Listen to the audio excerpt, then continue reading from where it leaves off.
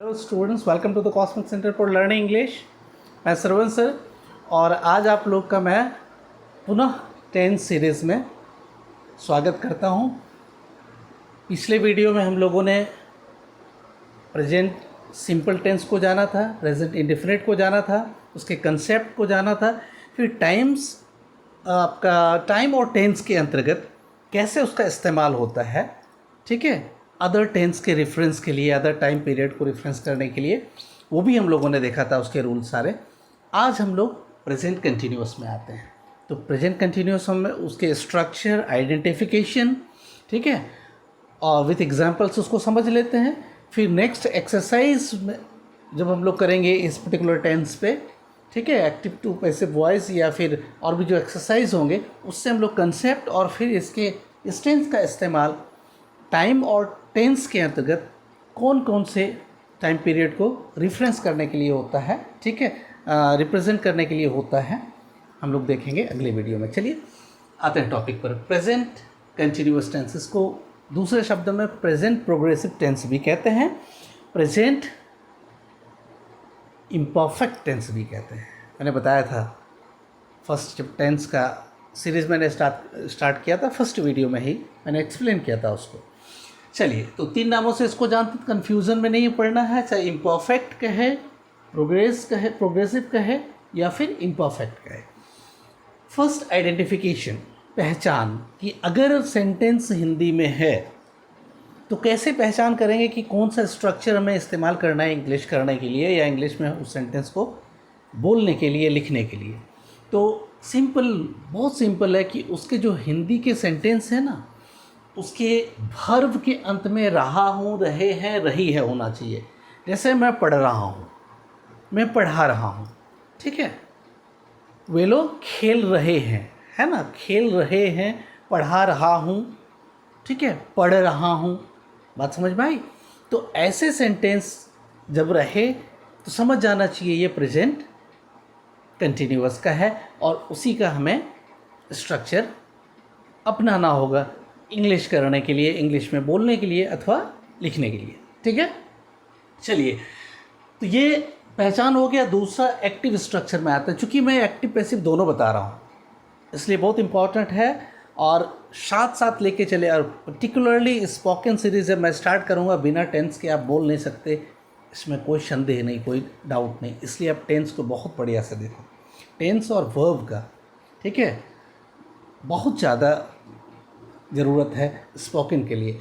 हालांकि सबकी ज़रूरत है, लेकिन जो उसके बेस, जिसको फाउंडेशन कहते हैं, उसके लिए बहुत इम्पॉर्टेंट है। इसलिए इसको थोड़ा सा है बहुत इजी, इसलिए समझने में भी कोई परेशानी नहीं होगी। थोड़ा सा जो पढ़ चुके हैं उसके लिए रिवीजन है। मैं बेसिक लर्नर्स के लिए ये बात कह रहा हूँ, ठीक है, एडवांस के लिए रिवीजन हो जा रहा है।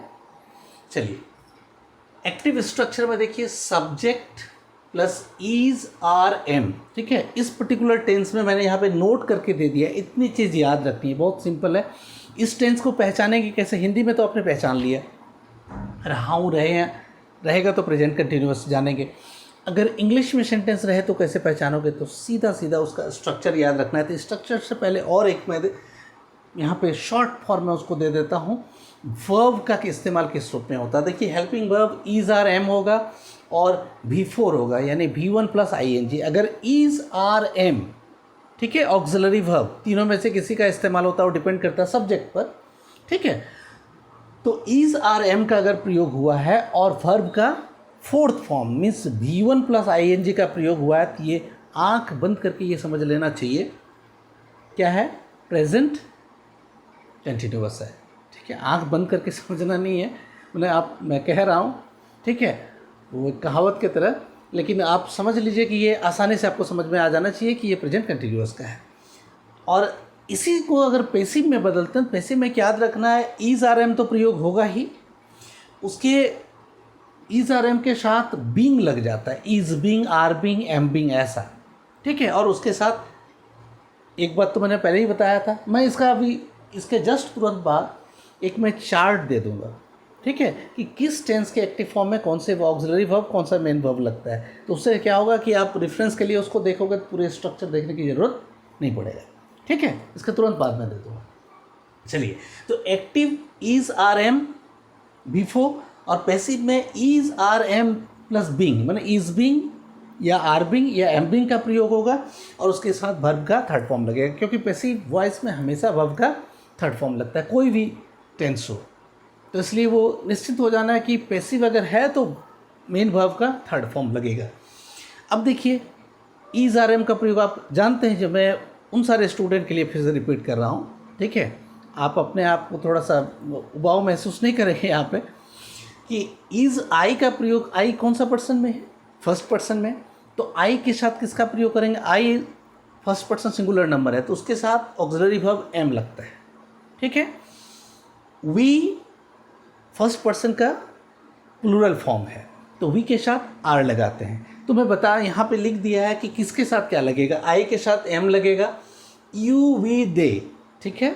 यू सेकेंड पर्सन है, वी फर्स्ट पर्सन प्लूरल है, दे थर्ड पर्सन प्लूरल है, इन तीनों के साथ आर का प्रयोग करेंगे जब भी करेंगे।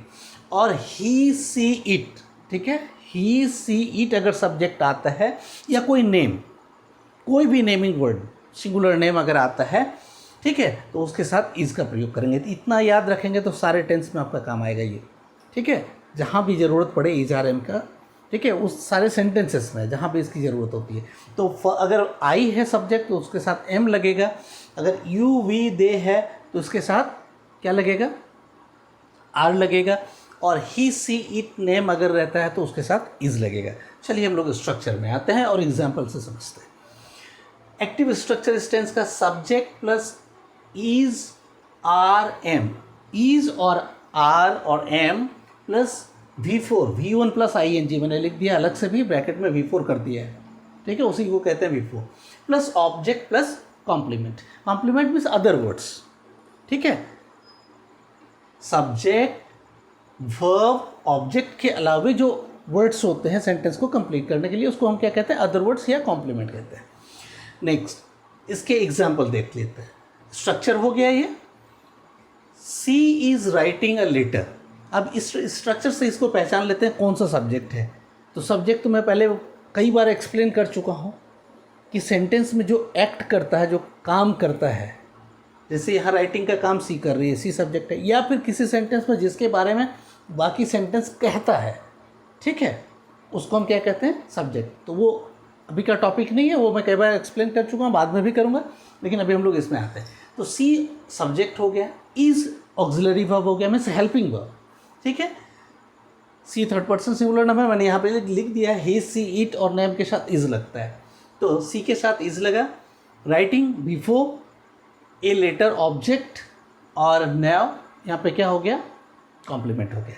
अब इसका पैसिव स्ट्रक्चर देखते हैं। पैसिव स्ट्रक्चर में क्या होता है, दो तीन चीज़ें कॉमन है, मैंने लास्ट वीडियो में भी बताया था कि सब्जेक्ट की जगह पे ऑब्जेक्ट और ऑब्जेक्ट की जगह पे सब्जेक्ट चला जाता है, ठीक है। V3 का प्रयोग होता है, दो चीज़ तो कॉमन है। तो यहाँ देख लीजिए, ऑब्जेक्ट आ गया पहले, उसके बाद is R M plus being, तो is being, R being, M being ऐसे लिखेंगे, मैंने प्लस कर दिया एक साथ, तो ये सबके साथ लगेगा। प्लस V3 वर्ब का थर्ड फॉर्म, प्लस बाय जो एजेंट लगता है, और फिर सब्जेक्ट यहाँ आ जाता है बाय के बाद, लेकिन यहाँ पे फॉर्म क्या होगा, ऑब्जेक्टिव फॉर्म में। और उसी तरह से ऑब्जेक्ट उठ के जब सब्जेक्ट के पास जाएगा तो सब्जेक्टिव केस में आएगा। नंबर और केस, पर्सन और केस का मैंने एक वीडियो डाला था, उसको ज़रूर देख लेंगे, उसमें एक चार्ट भी दे रखा है मैंने कि उसके सब्जेक्टिव फॉर्म में उसका क्या होगा, ऑब्जेक्टिव फॉर्म कैसा होगा, फिर पॉजेसिव फॉर्म कैसा होगा, ठीक है। तो चलिए यहाँ पे देख लेते हैं उसके एग्जाम्पल के साथ, ठीक है। V3 बाय प्लस सब्जेक्ट और फिर अदर वर्ड्स जो होता है कॉम्प्लीमेंट लगा देंगे, तो उसका पैसिव का एग्जाम्पल। इसी सेंटेंस को हम कन्वर्ट करते हैं पैसिव में, चेंज करते हैं, ठीक है। एक्टिव से पैसिव में हम लोग चेंज करते हैं। तो ऑब्जेक्ट क्या था, स्ट्रक्चर देखिए, ए लेटर आ गया, a letter third person singular number में आता है, ठीक है, तो उसके साथ इज लगेगा, ठीक है। उसके बाद साथ पैसिव वॉइस में मैंने बताया प्लस बीइंग लगा, तो a letter is being. V3 का होता है राइटिंग, यहाँ था V3 क्या हो जाएगा, रिटन, फिर बाय प्लस सब्जेक्ट आ जाएगा, ऑब्जेक्ट की जगह पे सब्जेक्ट क्या था, सी ऑब्जेक्ट की जगह पे आ जाएगा, क्या हो जाएगा, हर हो गया, और फिर अदर वर्ड्स नाउ है तो नाउ लिखा, बात समझ में आए? तो क्या होगा, a letter is being written by her now. Clear? अब तो कोई डाउट नहीं रहा, ठीक है? तो बहुत सिंपल है टेंस, ठीक है, और इसके बिना कुछ हो भी नहीं सकता। मैं जिसको सबसे आसान और सस्ता समझा जाता है वो बहुत मूल्यवान होता है, इस बात को जानिए। जैसे हवा को हम लोग महत्व नहीं देते हैं ना, 2 मिनट आप श्वास मत लीजिए तो क्या ज़िंदा रह पाएंगे? पानी पिए बिना रह पाएंगे? लेकिन जो आसानी से उपलब्ध होता है, जो हमारे जीवन से जुड़ा होता है, जो सबसे महत्वपूर्ण होता है, उसका वैल्यू हम लोग नहीं देते हैं, ठीक है?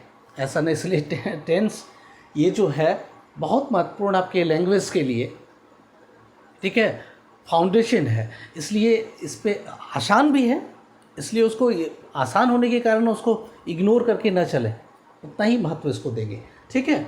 तो चलिए, दोनों स्ट्रक्चर समझ लिया। एक्टिव स्ट्रक्चर में subject plus is R M plus V4 plus object plus complement, उसी का पैसिव स्ट्रक्चर हो जाता है object plus is are am, ठीक है, या फिर is being, are being, am being plus V3 plus by plus subject plus complement, ठीक है?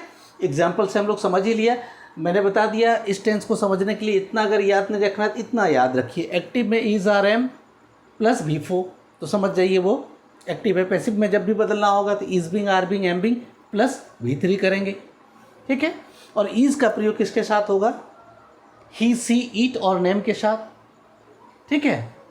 एम का प्रयोग किसके साथ? आई के साथ। और रेस्ट, बाकी जितने भी रेस्ट बच गए सबके साथ आर का प्रयोग करेंगे। बस इतना ही हमको याद रखना है सिर्फ, ठीक है? तो आज प्रेजेंट कंटिन्यूअस में हम लोग यही रखते हैं।